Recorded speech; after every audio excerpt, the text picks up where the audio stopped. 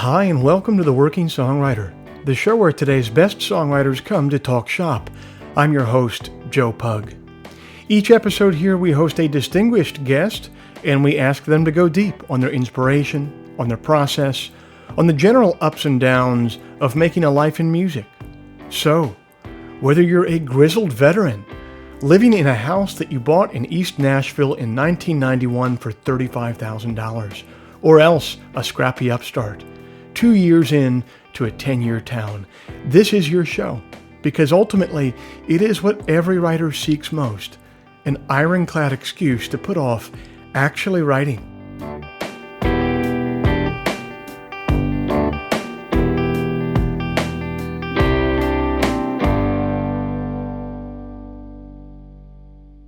Hey everybody, it's the last Friday of October 2021, and I thank you for joining us.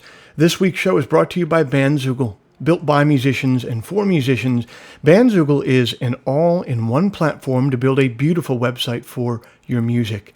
I'm old enough to remember when you had to pay somebody called a web developer to get a website made, and it would always be some guy named Carter who drove a Kia Sportage with murdered out windows and a Yellow Wolf bumper sticker, and who was always trying to sell you Ritalin that he stole from his cousin. And old Carter would charge you about $1,000 for a website that would be obsolete in 6 months.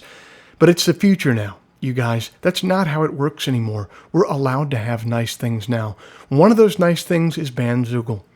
Bandzoogle powers the websites of tens of thousands of musicians around the world, from weekend warriors to Grammy winners.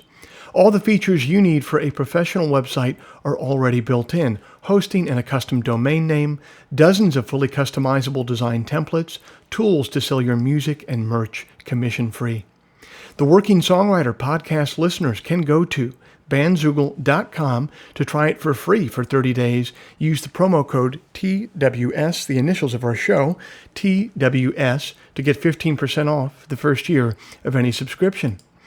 If you'd like to hear some of my music live in the coming weeks, every Sunday night at 9 p.m. Eastern, I'm over on YouTube for Sunday Songs. That's a live stream. I'm live, I'm playing tunes live, I'm taking questions in the live chat, I'm taking requests in the live chat. It's a really fun, really interactive experience. I dare to say that we're building something of a community over there on Sunday nights, including many people who are listeners to this podcast. So come on over and be a part of it. Every Sunday night at 9 p.m. Eastern over on YouTube. Head to YouTube and search for Joe Pug, or go to joepugmusic.com and click on the live stream tab. Finally, if you enjoy this podcast, if you'd like to help it remain a viable endeavor for me, here's a couple things that you could do to help. First, you could become a supporter of the show over at Patreon. Patreon is a platform that allows you to directly support creative endeavors that you find meaningful. You just head to their site, Patreon. You search for The Working Songwriter, or you search for my name, and then you sign up to kick in a few bucks every month for the show. Think of it as a voluntary subscription. A subscription that you don't have to pay, but that you choose to pay because you dig the show and you won't miss a few bucks at the end of the month. If just 1% of our listenership would give the price of a cup of coffee every month, it would make an immense difference. So thank you to everybody who's supporting the show over there at Patreon. And if you're not in a place where you can contribute that way, there's still 2 ways that you can help out the show for free. First, you could leave us a rating in the iTunes store, or second, you could simply tell a friend about the show. Spread the word about the show to somebody who you think might dig it. The simple math on those 2 last things is that they will help me much more than they will be a pain in the ass for you. Okay, I'll end all the harassment there. This was a very enlightening episode. I learned so much talking to Luke and Beth, so I hope you dig it.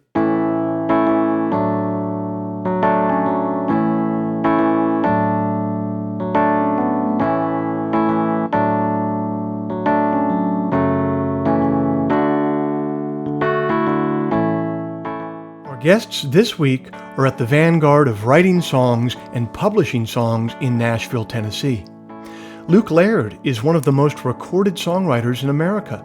Of all the guests we've had on this show over the last 5 years, I would have to imagine his songs have been listened to the most, considering that he's had 24 number 1 hits. His wife, Beth, runs the publishing company that they own together, Creative Nation, which has become a home for promising young songwriters as well as accomplished veterans like Barry Dean and Laurie McKenna.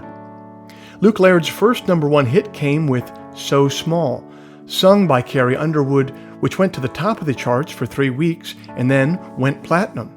Since then, he's had number one hits for Blake Shelton, Tim McGraw, Kenny Chesney, and Eric Church. He's also worked with John Legend, Neo, Ingrid Michaelson, Jason Aldean, and many others. He's been nominated for a slew of Grammy Awards, and he won 2 for the album that he produced and wrote with Casey Musgraves. In 2012, the BMI Country Awards named him Songwriter of the Year, and in 2015, the Academy of Country Music gave him their version of the honor. Beth Laird got her start as a receptionist in Nashville, but did not stay behind the switchboard for very long. She's worked for BMG Music Publishing, Windswept Music Publishing, and BMI. At the helm of Creative Nation, she has shepherded 20 number one songs and 60 radio singles. Needless to say, I was a kid in a candy store getting to ask them how they've managed to make all of this work. We caught up on the phone last week, and I got to hear about their journey so far.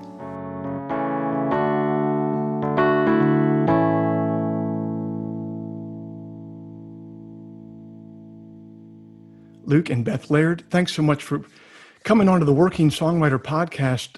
Luke, you grew up in the booming commercial music mecca of Hartstown, Pennsylvania. Of course, it makes sense that you would one day become a chart-topping songwriter. And Beth, you began your journey in the music business at Universal as an intern. And as everybody knows, most interns in the music business end up owning their own publishing company and management firm. So I don't even know what there is to ask about today because your story is so common, but I'll try my best. Luke, all jokes aside, can we start with you and hear you describe your journey from where you grew up to first arriving in Nashville? Sure. So, yes, like you said, it's a booming metropolis, northwestern Pennsylvania.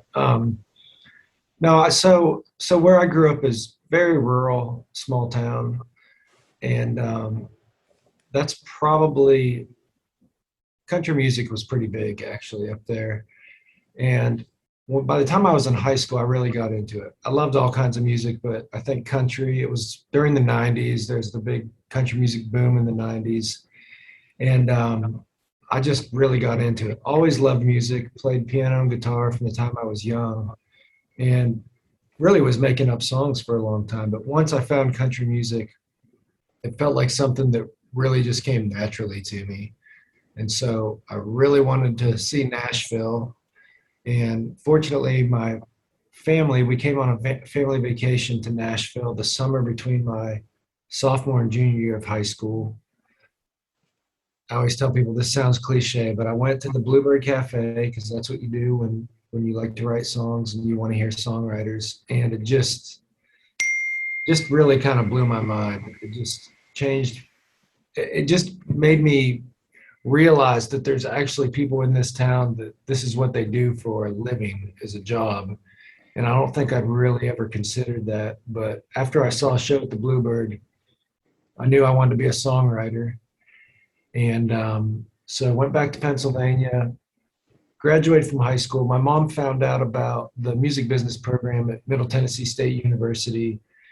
And that seemed like we came actually the following summer, visited the school. I applied there, did their music business program. And really, the main reason I wanted to get there was because it was close to Nashville and I could start pursuing being a songwriter. So junior year of college, I finally get a car, can come up, it's about half hour away, make the drive to Nashville, start playing the open mic nights. And I'll just fast forward a little bit. There's another guy from my hometown named Bill Luther, who was already having some success as a songwriter. And he was really supportive and he encouraged me and really believed in me, thought that I had songs that were possibly good enough to get a publishing deal. So he set me up on my first initial publishing meeting. And once I met a guy by the name of Chris Oglesby at BMG. He was the first real publisher who really took an interest in my songs.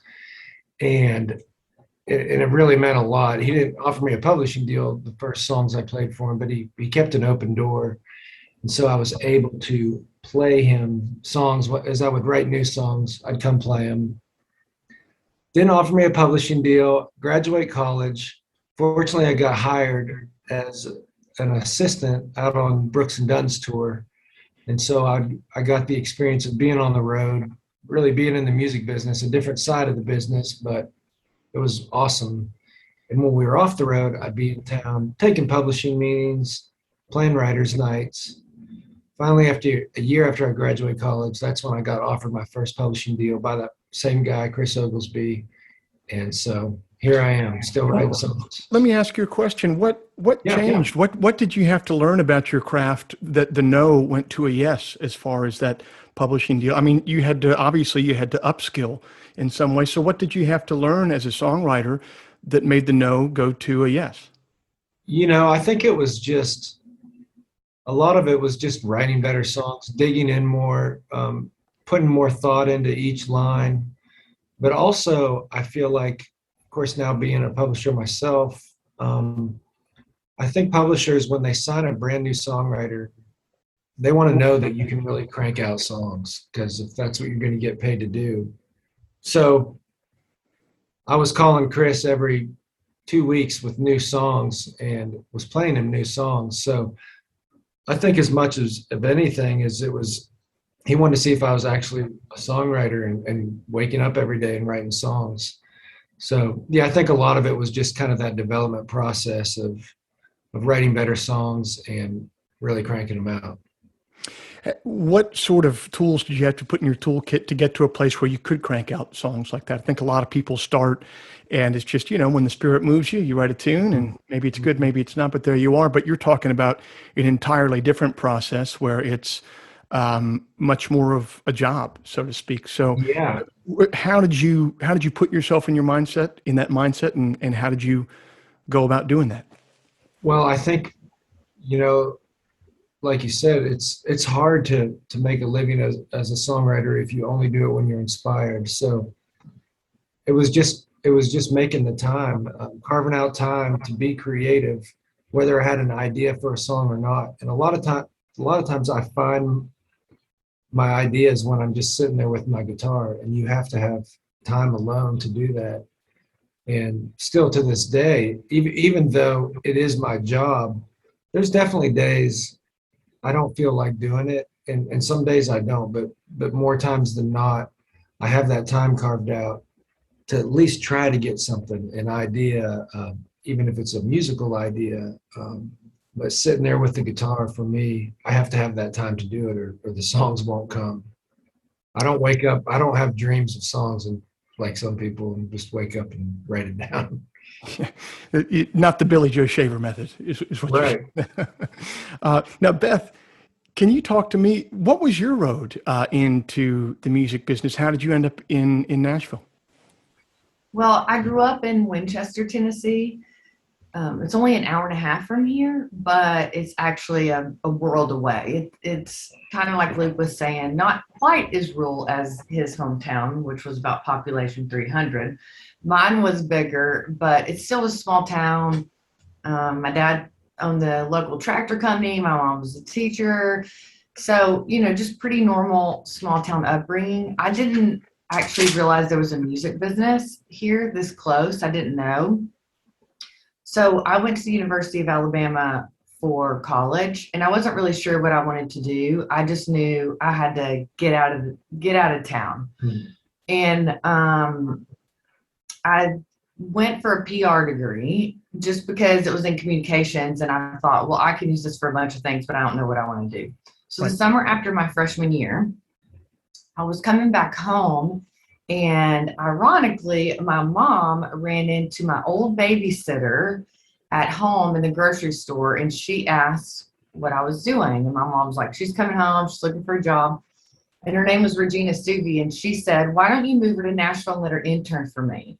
So my mom came home and said, I ran into your babysitter today and I'm going to move you to Nashville and you're going to work for her for free for the summer. I was like, no, I'm not. And she was like, yes, you are. And she actually negotiated a deal at the extended stay hotel, dropped me off. So my first day was walking into Capitol Records, seeing my babysitter, but both of us kind of more, me as an adult. Right. And to be honest, that summer changed my life. I completely fell in love with the music business. I realized that there's so much creativity and magic in what, at that time I'd only seen artists, so I was around artists, but that there were all these business people behind them, helping them fulfill their creative dreams. And so I realized I'm not musical, but I could help them on the business side. And so that just became a big passion for me. So I asked if I could come back after my junior year, moved here again, interned for free for a summer. And then when I graduated, I didn't have a job. I didn't get credit for that internship at Alabama because they didn't really have anything to do with music. Sure. But I knew I just had to be in Nashville because they don't post jobs. So I graduated and moved here 2 weeks after. And I actually got a job at Nashville Bun Company and Bun Lady Transport. They make English muffins and hamburger buns for McDonald's and Pepperidge Farm. I thought that was just some hipster name for a publishing company or something. Yeah, well, it sounds cool. And they shipped them. So they'd started a new shipping company with refrigerated trucks. And they needed basically someone to answer the phones and be on the next tail with the drivers, booking back calls and stuff. So I got the job and I told them I had an awesome boss, but I just said, hey, I'm moving here for the music business. I just want you to know that if something comes up. And I kept in touch with Regina, but she was really one of the only ones I knew. But I was just like, I'll do anything for free. Like, you need someone to take the plastic off the plaques. What do you want? Like, I just wanted to be in it so bad. And about a year in, her husband, Ron Stuvey, took over B&G Music Publishing, and the receptionist left. And so Regina asked Ron if he would give me an interview. So I got that job. I was so excited. And then in the same moment, I realized that people were graduating from MTSU and Belmont with music business degrees. And I didn't even know what a publishing company was. I didn't even know there were staff songwriters. Mm-hmm. So I think that moment was really critical because it really lit a fire under me to learn quickly. Because I think I realized, wow, this is a massive opportunity that I'm getting. And there's a lot of people, that have more knowledge and more relationships than me in this town. So I started going out every night. I asked everybody in there what I could do. So I would kind of assist everyone in there just to learn what the different jobs were. And I learned as much as I could, and I learned quickly. And I think that helped because I just started speeding up as fast as I could to learn. Ironically, when I got that job, Luke was actually probably the youngest and the new songwriter there with no cuts or hits at B&G Music Publishing. That's great. No, you said a moment ago that, you came to town, you fell in love. There was a beauty about the business. You fell in love with it.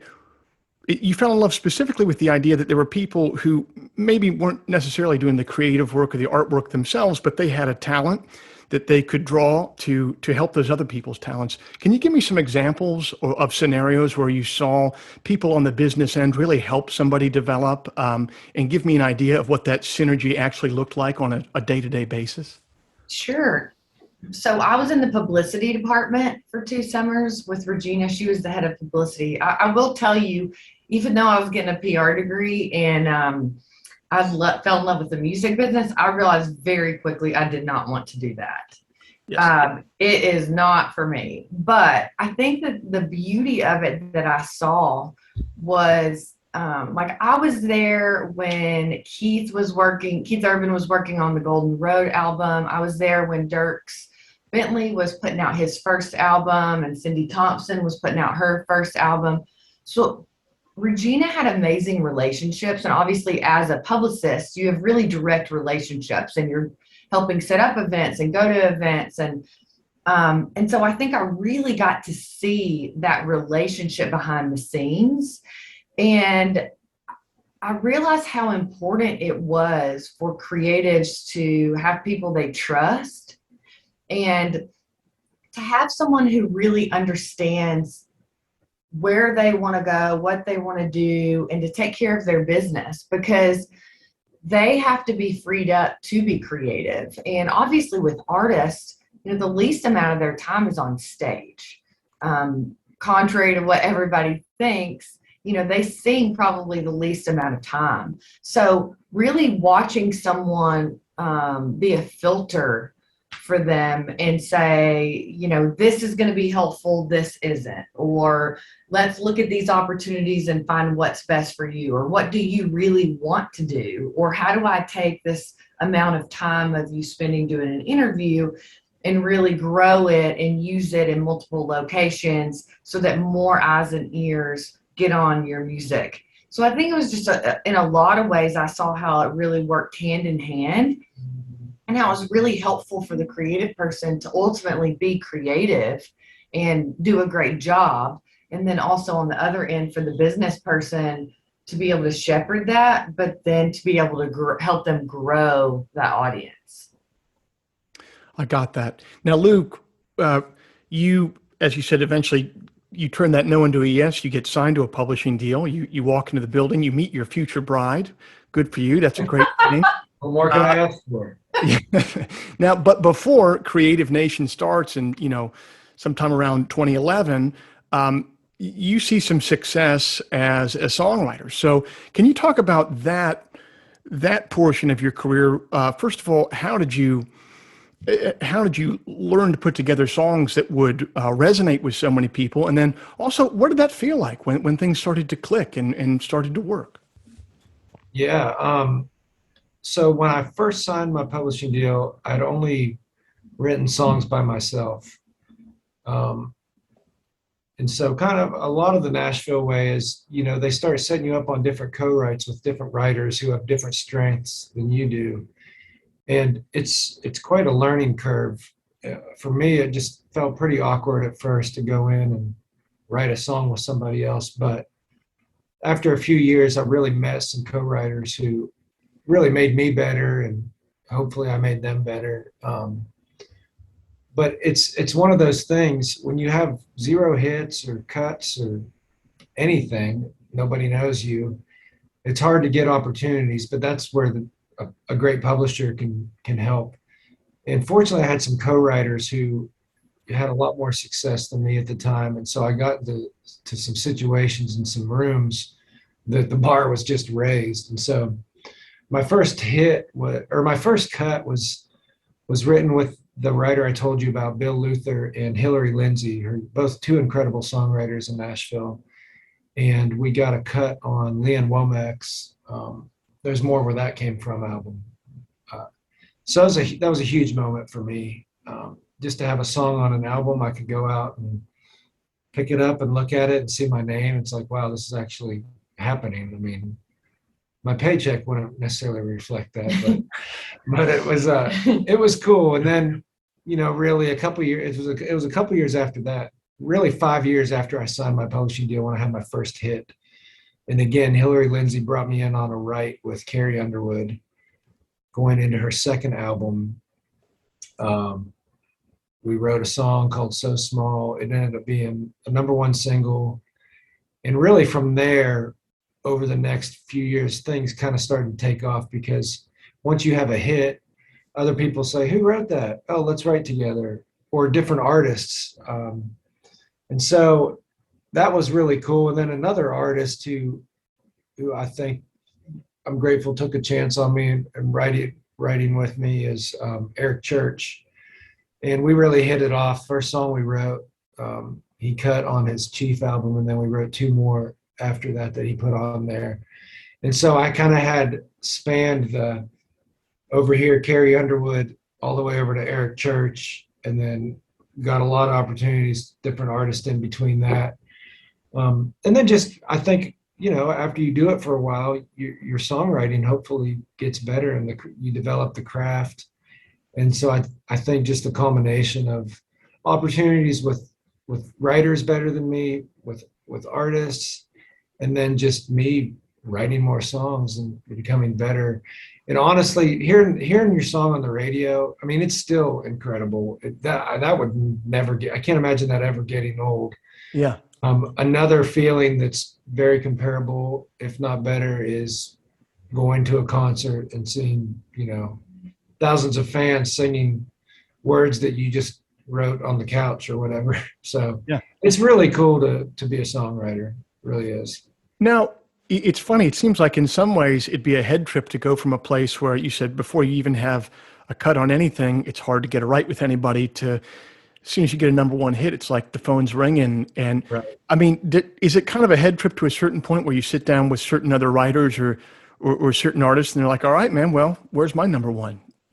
Oh yeah, for sure. And what I tell like new writers, I mean, I work with a lot of new writers as well as seasoned writers, but it's kind of the same thing every time. You're starting from scratch. So none of us know for sure what's going to work. I mean, I do think having a few hits can help with confidence, but you're never overly confident because it's just such a shot in the dark. It's not like, I don't know, like other things like where if weightlifting, like I just keep getting stronger. You're gonna keep getting stronger. Songwriting, you may write something awesome one day and the next day but yeah, the crazy thing is once you have a few hits, you do get a lot more opportunities. And then it gets to the point where you have to be able to say no. And that could be hard for me because I always think of being that new writer. But there's only so many days in a week, and that's where another great thing about Beth is having a great publisher.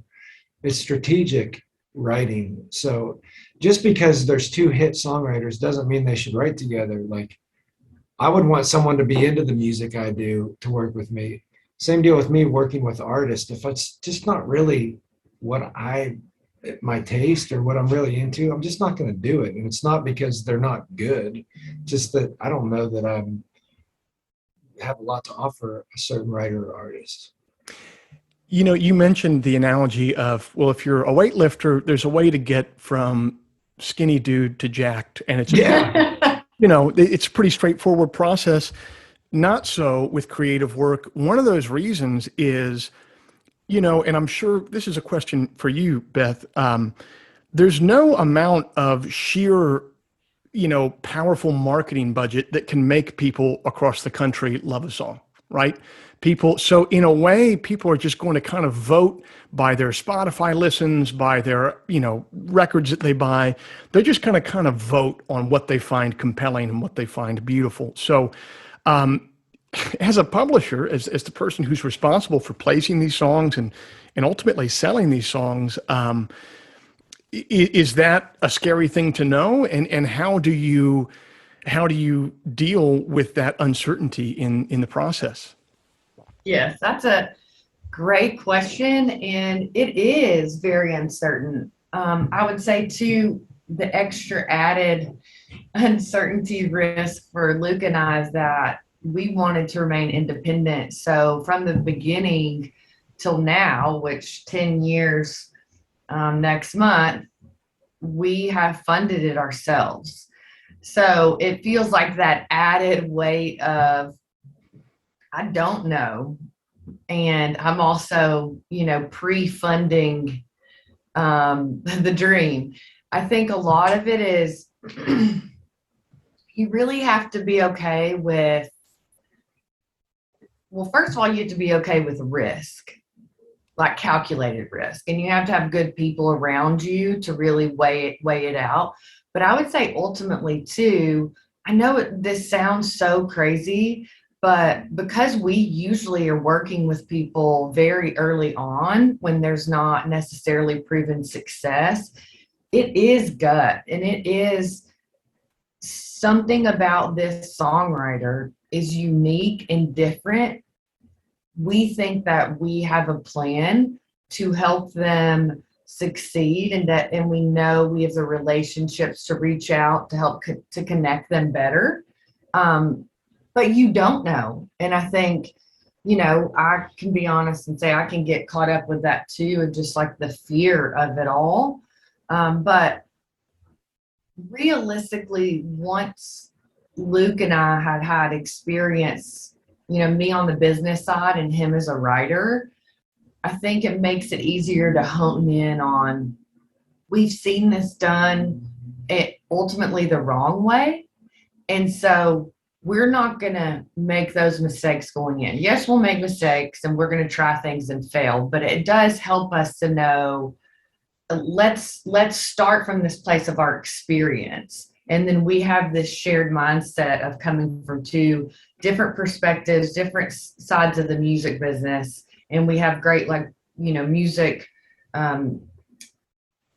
business managers around us. And so we have to take the leap, and we have to just really pour into whoever we take a shot on. And this is why we're so small. We're going to overserve, and we're really going to put everything we can possibly do behind it. But like you said, it happens or it doesn't. And you can do everything you want. And I have a hard time with this because I will just, try. But as Luke will tell me sometimes, you can bring opportunities, but you can't write the songs, and I have to remember that. And, some of it is timing and luck, and I can't control that, but you want it so bad for them.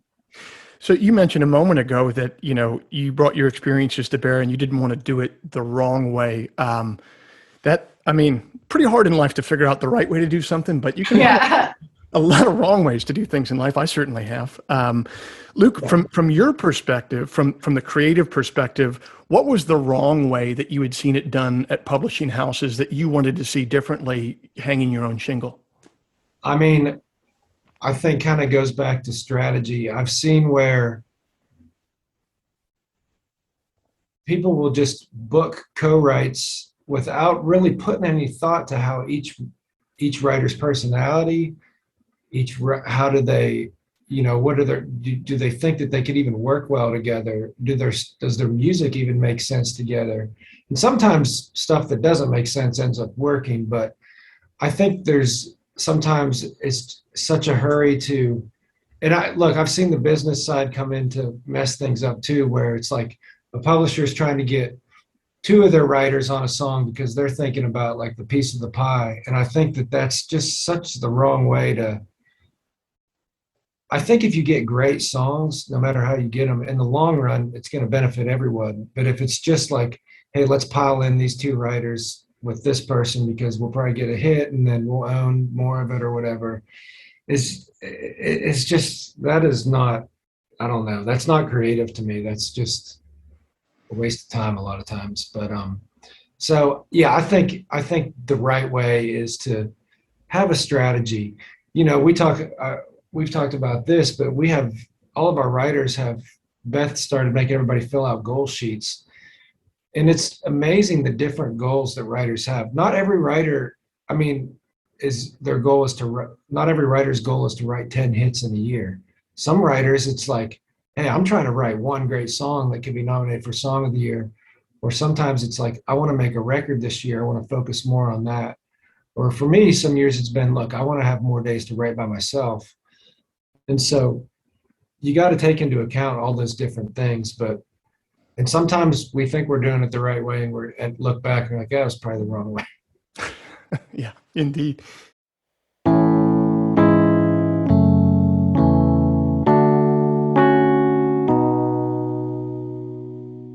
Are you stuck in a rut? Are you tired of listening to that Jimmy Buffett 20th Century Masters CD over and over again and need some new music? Are you sick of making hamburger helper beef stroganoff for dinner every night and you want something new to cook? What you are looking for, my friends, is the Enthusiast Digest. That's my monthly newsletter which arrives in your inbox the first Sunday morning of every month, bursting with musical recommendations, poetry selections, recipes and cooking techniques for my favorite dishes, and items of general interest culled from the vast cesspool that is the internet. The Enthusiast Digest is free to subscribe to. If you dig the poetry that you hear on this show and the artists that you're hearing from, you'll dig the newsletter because I approach it with the exact same sensibility of curation. Go to joepugmusic.com/newsletter today to sign up for free. That is joepugmusic.com/newsletter. It takes approximately 15 seconds to sign up for a free newsletter that will enrich the first Sunday of your month with a veritable cornucopia of new and delightful recommendations. That's the Enthusiast Digest, the first Sunday of every month. Sign up for free at joepugmusic.com/newsletter.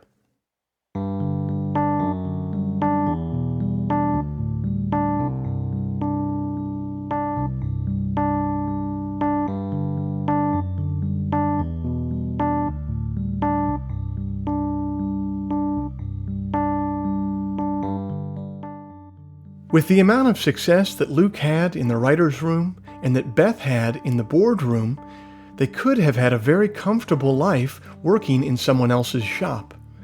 And yet, they decided to hang their own shingle, to take a risk. In the parlance of our times, as Walter Sobchak would say, they bet on themselves. There's a part of the human spirit, maybe the largest part, that yearns for that challenge. There's a part of each of us that feels incomplete without striving, without putting ourselves to the maximum test. And starting their own shop was that test for Luke and Beth.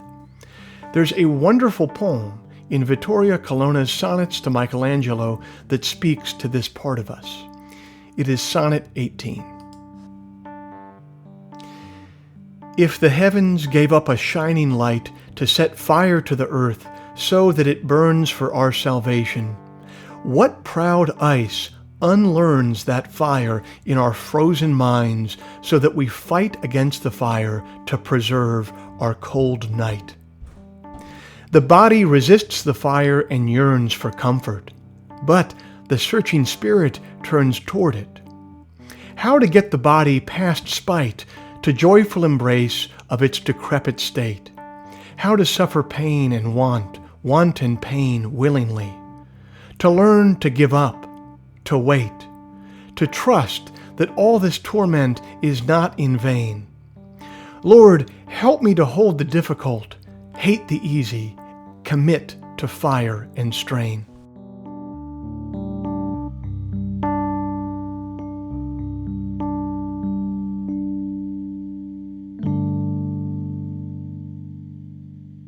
So I come from a very different perspective. I've spent the last 10 or 15 years on the road playing music and doing things that way. So I promise you that I'm not being glib when I ask this question. This is a genuine question that I just don't know the answer to.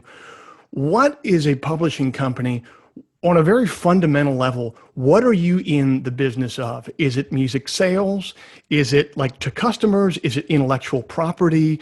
Is it something deeper than that, like on a spiritual level, trying to take like the spiritual pulse of the country and serve that need? Like, how do you guys conceive of what your business actually is on a fundamental level?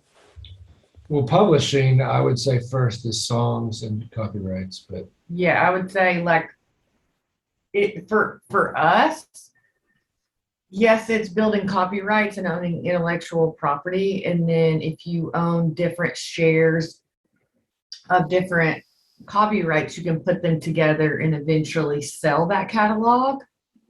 Because a lot of publishers, I think people don't understand that a lot of publishers are trying to really just run and break even, because you have to front all the staff, rent, resources, songwriter advances, demos. I mean, you front all that money before there's any money coming in. And once you do have a song recorded or released or on the radio, you really don't get paid till a year after that. So it takes a long time to recoup the money. And a lot of times once you do actually recoup and make money, then you reinvest that in more writers and copyrights. So a lot of publishers run and break even to own pieces of valuable copyrights where they can eventually sell the catalog. And that's how they would, like, as a business, make money.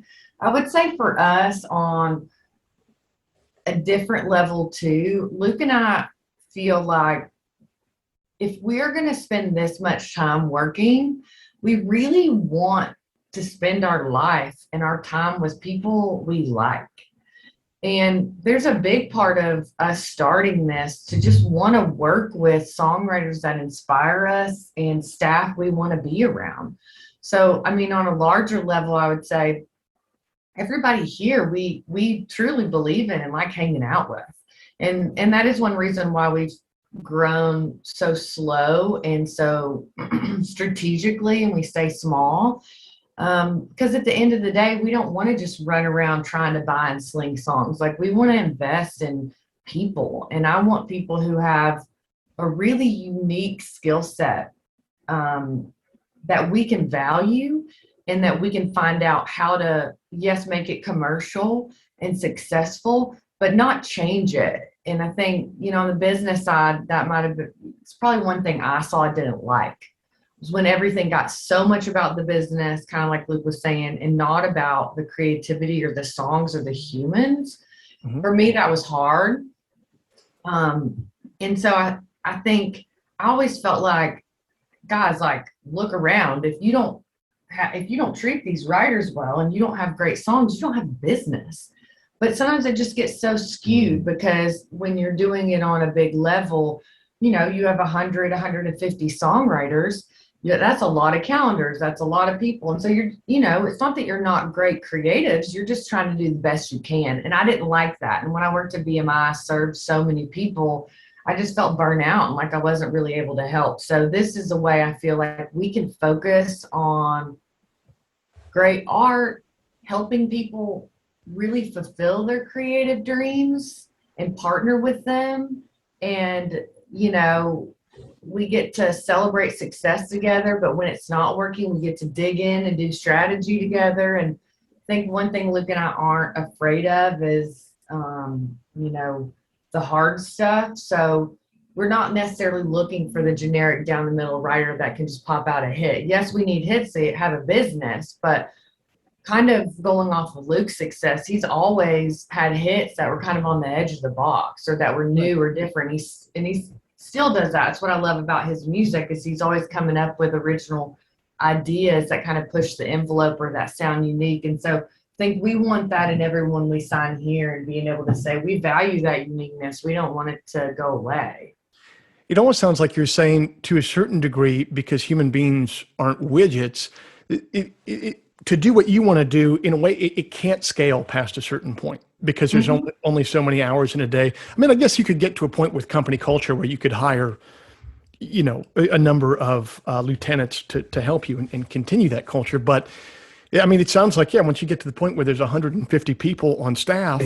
Neither of us have ever had that dream. So. I don't have that desire. I will say I have felt like, now that we're hitting into year 10, I've always really cared about company culture. Again, going back to what I didn't want to be, I wanted everyone to feel safe and thrive and be able to contribute ideas and respected, and all of those things are really important to me.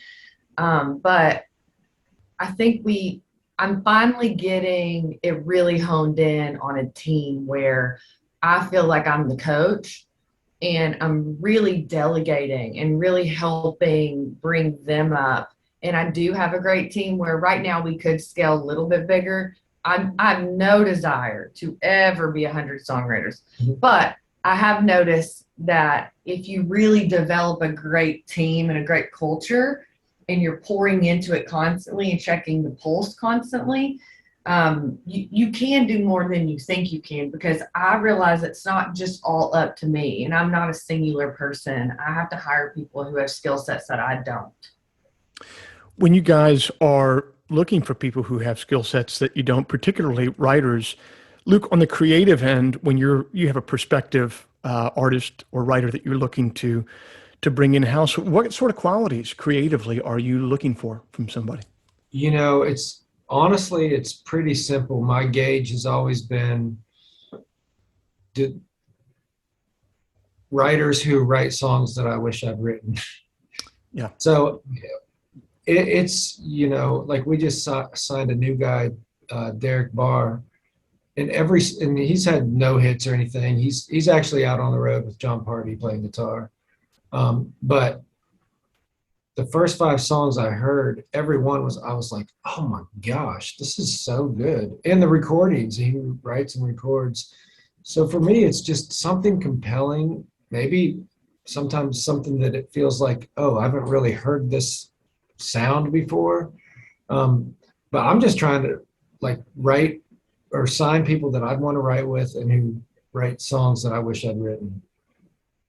I would also just, if I could just chime in on that, I think one thing that we wrote down in the very beginning that we've really done a good job of sticking to is kind of 3 main rules. Number 1 is no assholes, because there's a lot in the music business. We don't want them in here. Yes. Number 2 is that we would believe in their talent, even if everybody in town passed. Luke and I and our team would all passionately believe and go to work for them every day because we feel like the talent is really unique and great. And number 3 is that if they came to have coffee on your couch every morning, you would like to see them coming. Mm-hmm. And yes. I think that, it sounds simple, but I would tell you we've debated these things. We'll go back and forth a million times, but do you actually believe in the talent, even if it comes with the paycheck or not? Do you really want to hang out with this person? And I think if you can really, for us in our culture and team, and it really goes for staff as well, mm-hmm. if we can check those 3 boxes, we can feel good about the investment. And when we invest, we don't invest 1 year. If we do a 4-year publishing deal, the way we see it is we're investing in the life of the event. If it doesn't go well for us or them, then obviously we'll talk about it. We can, move on. But we're not in the business of give someone a year or 2 shot, drop them if there's no income. We're more like, hey, we're going to put so much time and resources and money behind this that if we're going in, we want to know everybody's ready to go all in.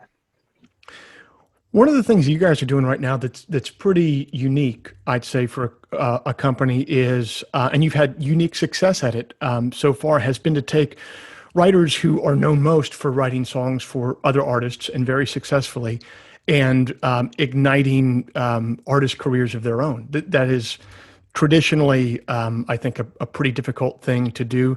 You've done it with Lori McKenna in a way that's been absolutely staggering. I'd always known about her work, but I've noticed over the last 5 years, seeing her kind of come into her own right and getting the recognition that she deserves as an artist herself is very cool. So how do you manage that process? To you, Beth, and then Luke, you're in the process yourself of, you released a solo record last year. How do you manage that from the business side? And then Luke, from the creative end, how are you approaching that process differently, if at all, than you are to writing in other ways? Yeah, I would say, well, first of all, with Lori in particular, she, as you said, you've known about her for years, and me too. Like, I was always a fan.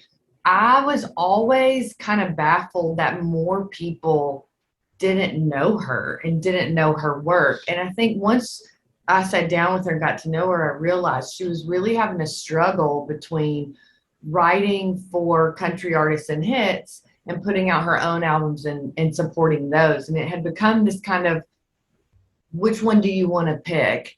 And I saw it as they both feed each other, and you can't have one without the other, and they're both really important. So I think when we decided to start working together, my whole goal was just for more people to know about her, because I knew the art was exceptional. And I think the one thing she hadn't had was a team of people around her that just said, what do you want to do? How much time do you want to spend on each of these? And then let us go to work. And I have a separate team that helps on management and records than publishing, but we're all in one building. And I think the struggle between a manager wanting you to play shows and a publisher wanting you to write songs had always weighed heavily on her. And so even when we met, she was self-managed, which I couldn't even imagine.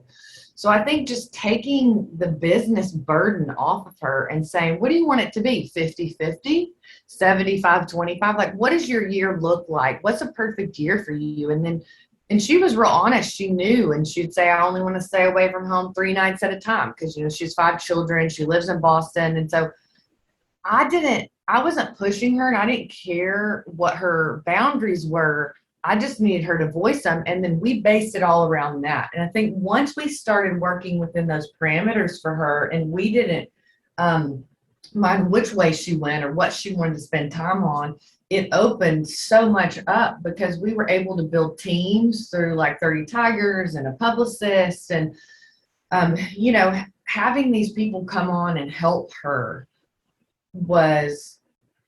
it just changed everything. And so I think having a core team and knowing that we always have her best interests at heart, and that kind of back to the goals sheets, like whatever she wants to do that year, that's what we're going to do. And we're going to base it all around that. Sorry, I think I got a cop car going by. But I think that is what I love to do. We do the same thing with Steve Mogler. Mm-hmm. He's a great example of that. And I just love it. I don't like doing one sliver of business and then being like, hope you can figure out how to put that record out by yourself. I want to be like, and that's what I feel like some people do. It's like, as a creative person, what are your hopes and dreams? How do we make that happen?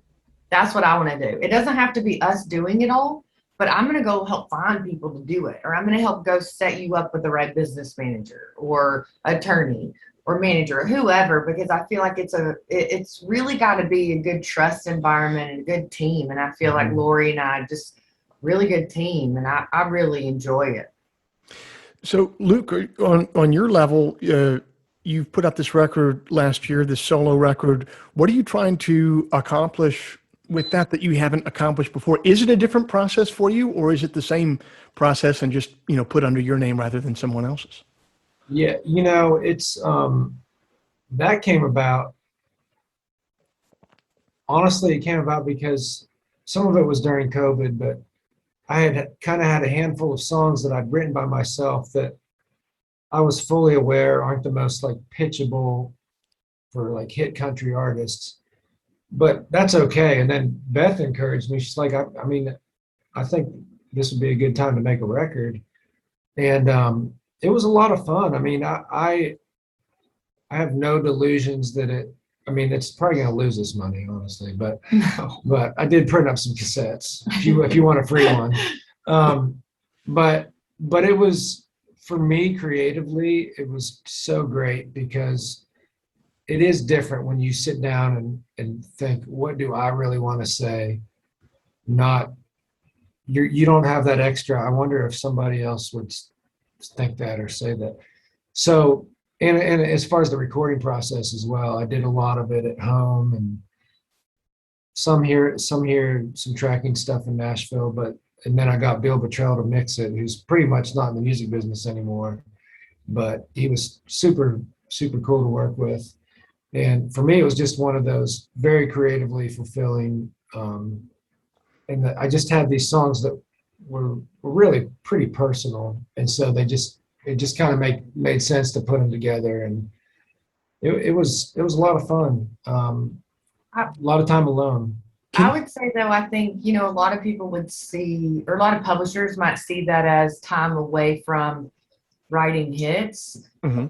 Publishers can sometimes get frustrated, with that, because they're like, oh, we're paying you to write for hits, but I have found that every time you let writers creatively kind of like find their own pulse and hone in on what they love and what they want to say and come back to the center of their craft, you always come out on the other side better. And they always know who they are even more going into writes, and they feel even more excited to go in rooms, and they're not going to be burnt out, because we're not trying to get 5 songs a week that all sound average. We're in such a competitive business.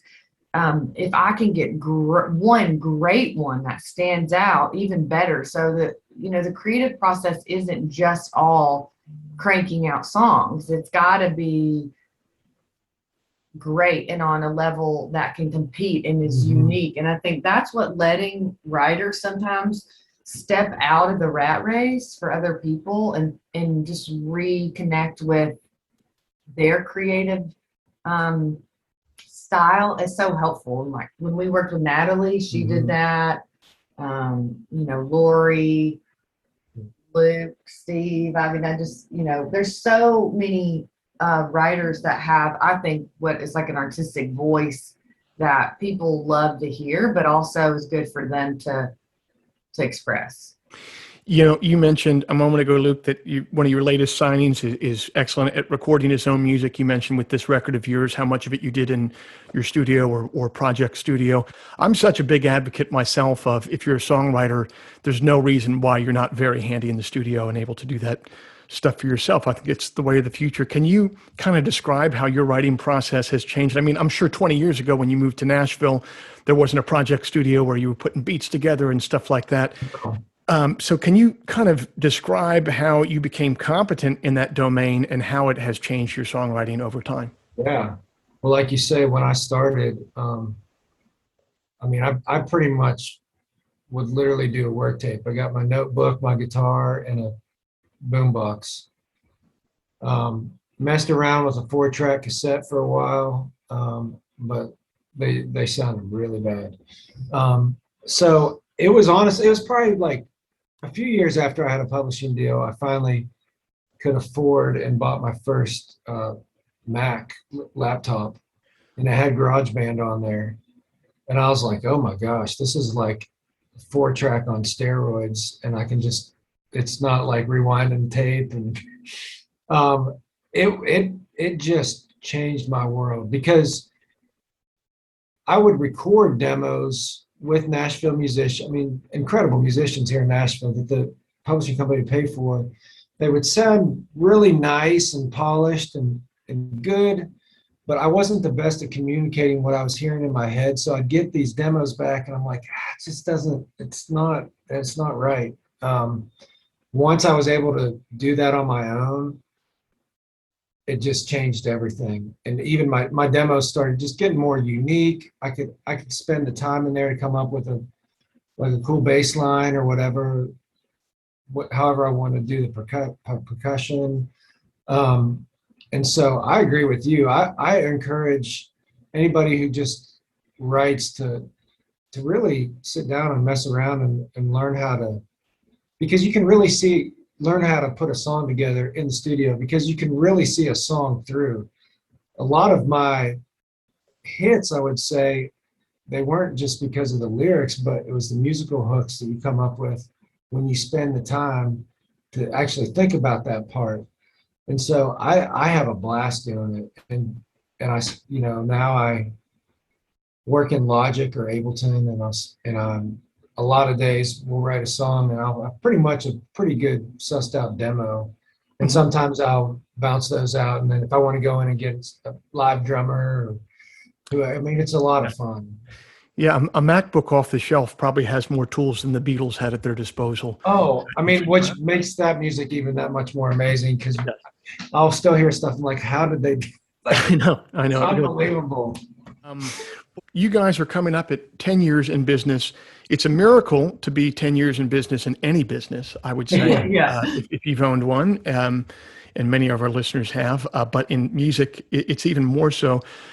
Congratulations for getting there. Where does the next 10 years take you guys? And also, I know you've taken some of the revenue from your company and you've rolled it into a ministry that's very important for you guys. So maybe you could talk about what the next 10 years look like and why that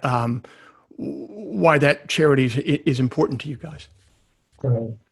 Yeah, I think when we first started, we sold some of Luke's catalog.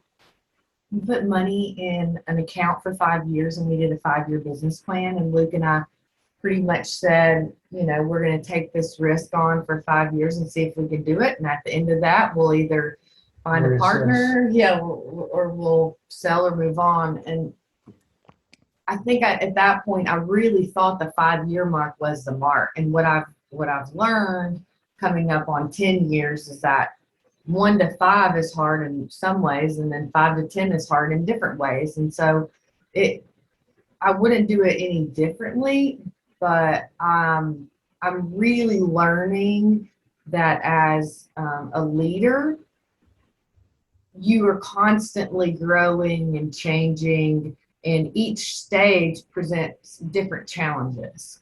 So I continue to learn that I don't know anything, and I'm open to having mentors and asking lots of questions and growing.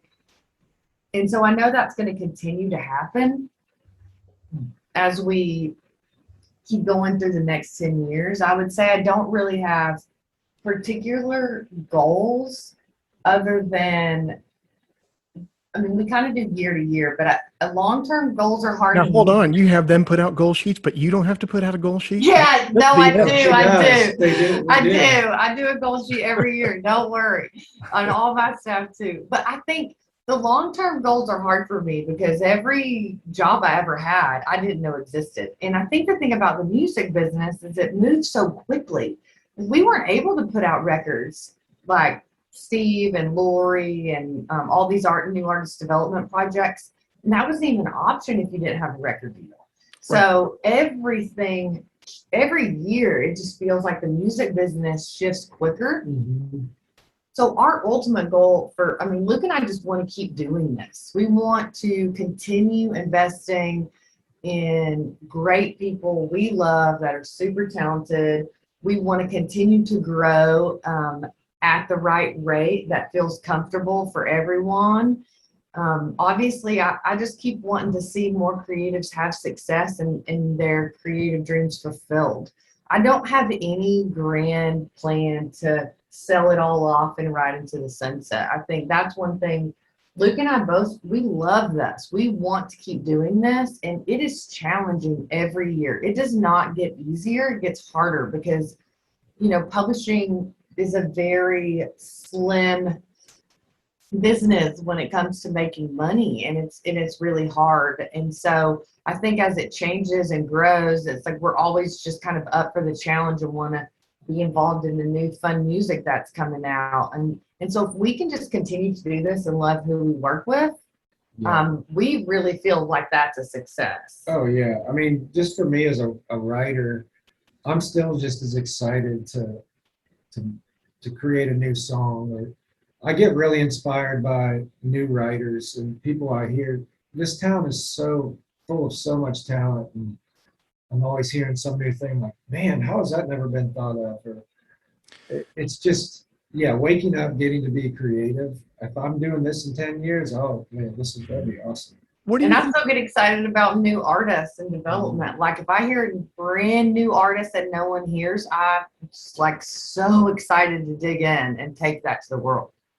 What do you think it is about your disposition that you can hear someone who's brand new and very talented, and it doesn't put you into a jealous or competitive place? It puts you into a place of inspiration. Like, what do you think it is about your character that puts you into the latter rather than the former category? Well, I think a couple things. One thing is there's so much talent in this town. Getting to work with like Hall of Fame songwriters, and then brand new people who come in who are doing stuff that it's just hard to believe. Just on the daily co-writers that I have, I'm like, holy cow. It's hard. Believe me, there's been songs I've heard that, I mean, I don't know if it's jealous. You're right though. You can either be jealous or be like, wow, that should push me to be great. Right. The one thing I always try to remember is back to that first time I came to the Bluebird Cafe when I heard those writers and how inspired I was, because I was like, wow, that is amazing.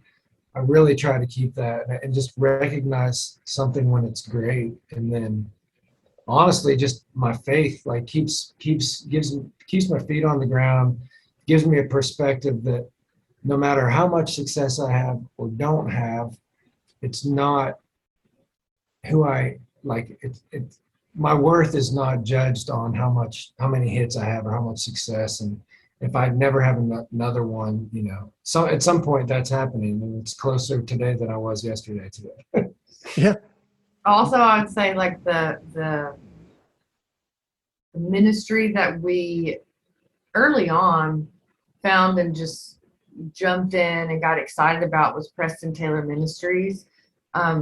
Like our first year, we opened Creative Nation, and it really spoke to us because we didn't know it existed, but it's a ministry here in town, literally in Nashville, not far from Music Row, and they pour into at-risk youth and families in amazing ways.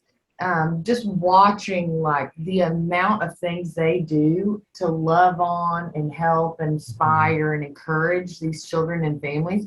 Luke and I went and visited once, and we were so blown away by these volunteers and the staff that we couldn't believe, one, we had never heard of it, and two, that they don't use any money for advertising and they don't take any government funding. So I think we were like, what can we do? We are not as good as these volunteers at working with children, and we can't do what they're doing. But the one thing we told Chan, who's the executive director, we were like, what we know is music. Could we put on a show and just have all of our writers play and try to like just raise awareness and money and volunteers? And so we did that our first year, and it's become our annual show, where every year it's the one show we ask all of our clients to play for free. And it's something everyone looks forward to because we're all together. And we give all the money to Preston Taylor Ministries, but then we also are able to like just raise awareness and tell people this is in your backyard. And if you're looking for somewhere to volunteer or give money, they're in need, and that we know they're using it for the right things and the right reasons. And then from that, we ended up getting more involved, and Luke's been a lunch buddy. We did a little music program over there at one point. And it's a good chance for me to reach out to some artist friends. We've had some great guests, like Casey Musgraves played, Thomas Brett, John Party. I mean, people that I could not afford to pay to play a show. But so yeah, it's just a really cool night, and our writers, I feel like, get a lot out of it as well. It feels like you make more of an impact too if you partner with one. Like I think in the beginning we thought, let's do this for a lot of people, and nobody felt the direct impact. But once we sat down with their team and we said, we want to partner in everything we do at Creative Nation, we're going to want to give to you. Like we do proceeds from anything usually we sell, we just give to them. And so I think it's been this amazing partnership. Watching them get in a new school bus, or watching them take kids off the wait list or start a new location, that really inspires me to want to keep working. Well, I tell you what, everything that you guys have described, from the creative end to the business end to this charitable aspect, it's so singular. It's such an only in America story, and it's been a real pleasure to pick your brains this morning. Thank you so much. Thank you so much. I appreciate your time.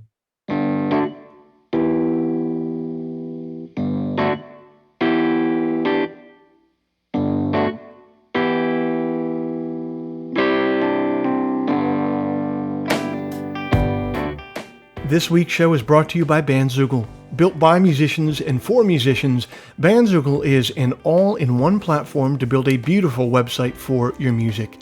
Use promo code TWS, the initials of our podcast, TWS, to get 15% off the first year of any subscription.